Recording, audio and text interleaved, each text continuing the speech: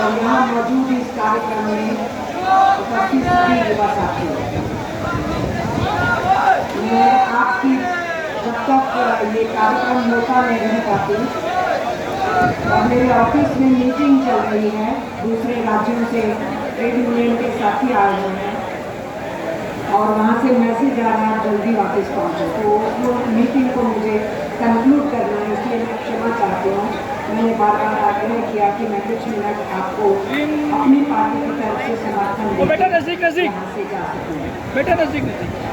साथी ने इंट्रोडक्शन में ये बात की पढ़ाई की, लिखाई की, इम्तिहानों की, पेपर के लीक होने की, बच्चों के भविष्य बर्बाद होने की।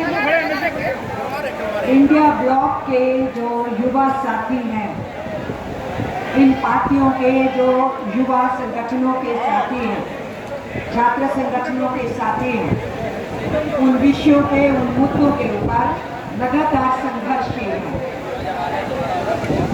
और क्यों संघर्षशील है आप जानते हैं और मैं दोहरा रही हूँ, क्योंकि हमारे देश के आज़ादी के आंदोलन में हमारे युवाओं का, हमारे छात्रों का बहुत बड़ा रोल था, समाज के गांव और शहर वाले के साथ। देश की आज़ादी में कुर्बान होने वालों ने, युवाओं ने अपनी बहुत कम उम्र के अंदर कुर्बानियों की दास्तान लिखी थी। अगर खुदीराम बोस 19 साल के थे तो करतार सिंह सराभा केवल 18 साल के थे, शहीद आजम भगत सिंह केवल 23 साल की उम्र में थे और इसी तरीके से सुखदेव और राजगुरु, और जिन्होंने चिटागोंग आर्मरी केस के अंदर हिस्सा लिया शिक्षक सूर्य सेन के नेतृत्व में, उसमें प्रीति लता, स्नेहलता युवा शहीद हो गई थी। कल्पना दत्त केवल 16 साल की थी, उनको उम्र कैद हुई, फांसी नहीं लगा पाए। ये सब गाथाएं लिखी हैं इस देश के युवाओं ने, इस देश के विद्यार्थियों ने।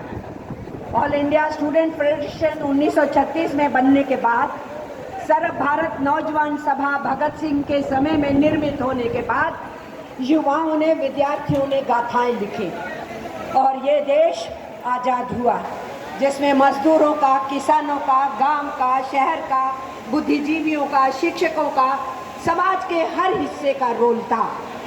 उनको छोड़ के जो प्रेरणा स्रोत हैं मौजूदा बैठे हुए हुकूमत के अंदर, उनके प्रेरणा स्रोत आरएसएस है, उनको छोड़ के जो अंग्रेजों की दलाली कर रहे थे, सब इस देश की आज़ादी के अंदर शामिल थे। और आज़ाद हिंदुस्तान में संविधान सभा जो आज़ादी से पहले बनी, संविधान सभा जिसने काम शुरू किया आज़ादी के बाद और हमारे को एक संविधान दिया। राजेंद्र प्रसाद जो पहले हमारे देश के राष्ट्रपति थे, वो अध्यक्ष थे संविधान सभा के। बाबा साहेब अम्बेडकर उसकी ड्राफ्टिंग कमेटी के अध्यक्ष थे। वो संविधान कमिटमेंट है फंडामेंटल राइट्स की, डेमोक्रेसी की, अपने अपने धर्म को मानने की, विभिन्न भाषाओं को बोलने की, अलग पहरावे, अलग खान पान, इस खूबसूरत हिंदुस्तान में जो एक कंटिनेंट की तरह है, उस सब के अंदर सबको वो आज़ादी महफूज होनी चाहिए, ये फंडामेंटल राइट्स मिले।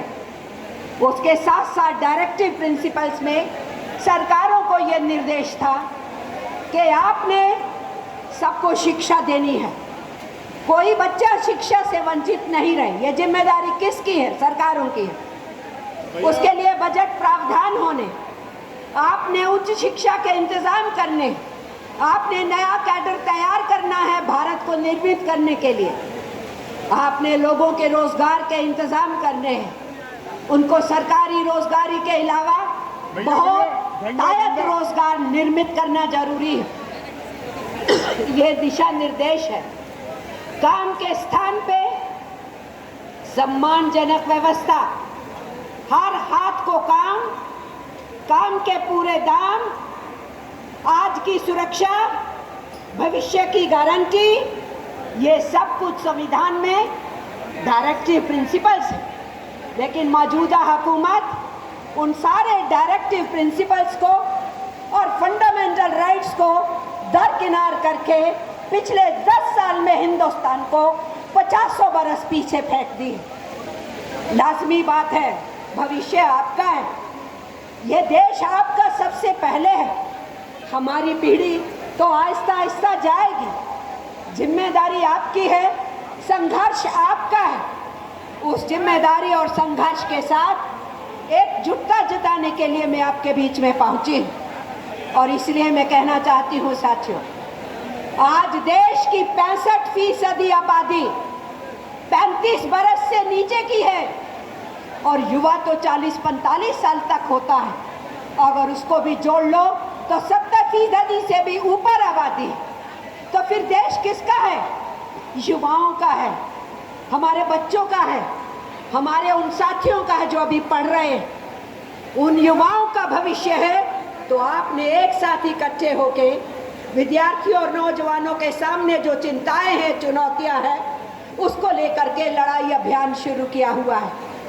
मैं भारतीय कम्युनिस्ट पार्टी की तरफ से आपको समर्थन देने के लिए यहाँ पहुँची हूँ, जो इंडिया ब्लॉक की एक पार्टी है।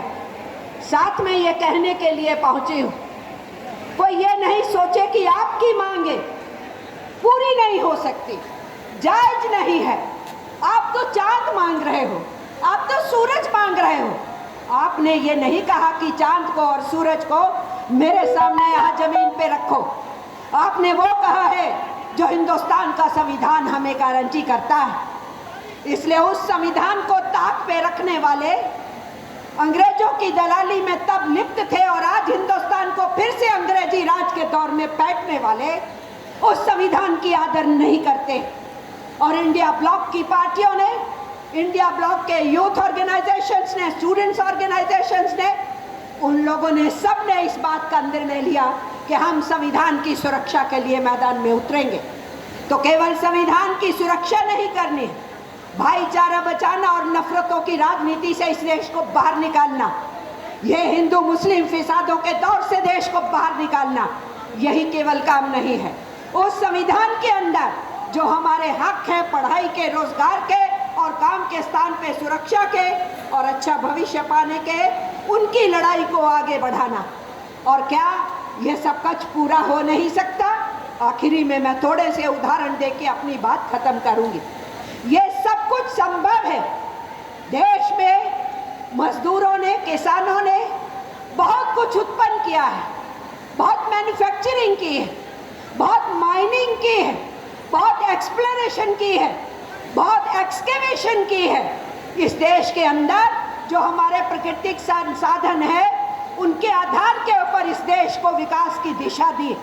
इस देश में धन दौलत उत्पन्न हो रहा है, लेकिन वो धन दौलत आम इंसानों के पास ना जाके युवाओं के लिए रोजगार जुटाने के लिए ना लग के वो अडानीज और अंबानीज के अगर तश्तरियों में जा रहा है, तो हमारी ये भी लड़ाई है कि जो इनइक्वालिटी है, जो असमानता है, उस पर चेक होना चाहिए।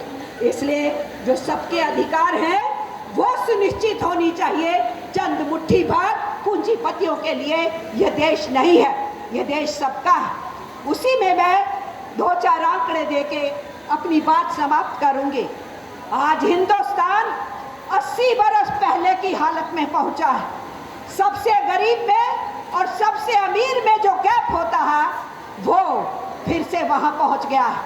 हिंदुस्तान बेरोजगारी के मामले में पिछले 40 साल के आंकड़ों में कहीं पीछे फिक गया है। हिंदुस्तान के अंदर 1% जो पॉपुलेशन है ऊपर की अमीर, वो हमारी कुल धन दौलत का 40% हिस्सा का मालिक है। और हमारे देश की नीचे की 70% जनता जो है, वो केवल कुल धन दौलत का 3% का मालिक है। और ये जो कॉरपोरेट घराने हैं, उनके ऊपर टैक्स लगातार 35% से 15% तक ला दिया गया है। और जो आम गरीब गुरबा 70% जनता है इस देश के अंदर, उस देश की जनता के ऊपर टैक्स जो है, इनडायरेक्ट टैक्स भरमार किया गया है। इवन जीएसटी की पेमेंट में ऊपर के 10% अमीर केवल 3% देते हैं और हमारे देश की गरीब गुरबा जनता 60.5% जीएसटी का हिस्सा देती है। इसलिए धन दौलत की कमी नहीं है, ये नीतियों की कमी है। और इसलिए आपकी लड़ाई जायज है, अधिकार की है, हक पाने की है। मैं भारतीय कम्युनिस्ट पार्टी की तरफ से आपके इन अधिकारों की लड़ाई की जो मजबूती है उसको मजबूती और देने के लिए मैं यहाँ पहुँची हूँ। मैं ये जानती हूँ कि हमारा युवा काम के स्थान पे भी पिस रहा है। आप सब जानते हैं स्काई लारा के अंदर हमारे युवा से वर्कर जो फंसे हुए थे और बड़ी बड़ी मशीनें फेल हुई और हमारे युवा रैट माइनर्स ने उस वकील हसन की लीडरशिप में रैट माइनिंग करके हमारे 41 मजदूरों को जिंदा यहाँ बाहर निकाला। और जगह जगह पर जो एक्सीडेंट्स हो रहे हैं उसमें युवा लड़के और लड़कियां मर रहे हैं। सुरक्षा नहीं है, स्थान के ऊपर काम करने की जगह पे वेतन पूरा नहीं है, घर में रसोई नहीं चलती है, मिनिमम वेज नहीं है। तो लड़ाई केवल रोजगार पाने की नहीं है, रोजगार के लिए पूरा दाम भी चाहिए और रोजगार की जगह पे सुरक्षा भी चाहिए, सामाजिक सुरक्षा और पेंशन भी चाहिए।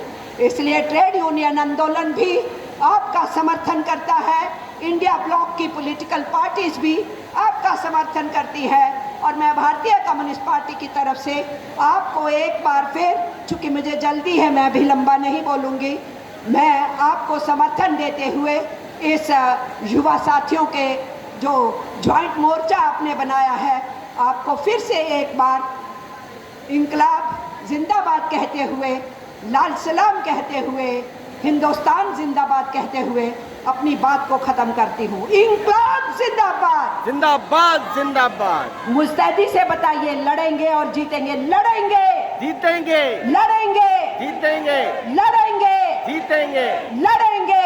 जीतेंगे। शुक्रिया साथियों।